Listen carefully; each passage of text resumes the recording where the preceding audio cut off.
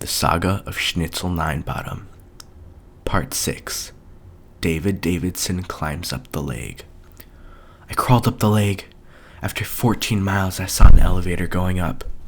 Everyone is on the inside of the leg, so they didn't see me coming on the side of it. The mechanical elevator that was powered by gears and steam power climbed up the leg at a superb pace. 400 miles per hour. A little notch was sticking out of it.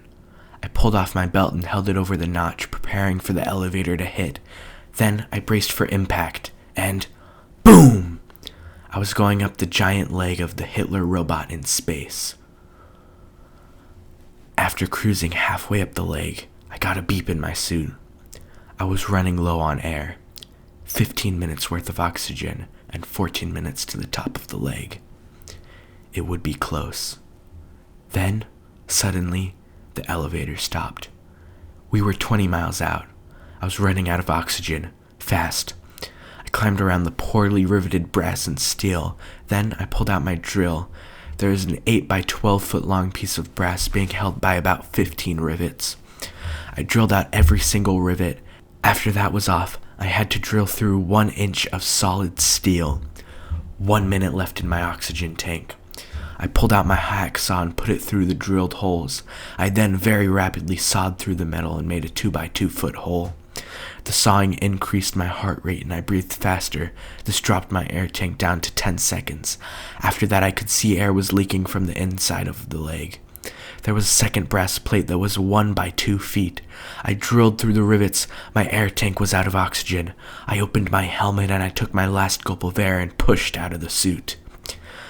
I came out of the inside of the leg, but the air was being pulled out like a vacuum. I took another breath before the air was gone. I pushed through the long leg, trying to find some source of air. Nothing. Just lifeless Nazi soldiers that didn't get any large gulp of air before it was sucked out into the vacuum of space. I got about a mile before I needed a breath, but where would I get it? Then I got an idea. I grabbed a lifeless Nazi soldier and I pulled out my drill. I grabbed it by the head and drilled through the skull.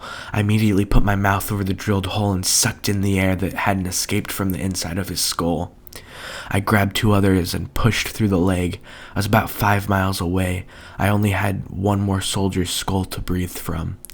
I took my last breath and pushed and heaved up to it. Then I saw the airlock. I needed a breath.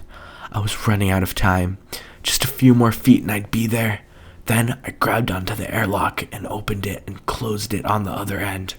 I was about to cycle the air, but then I blacked out with my finger held out to the button.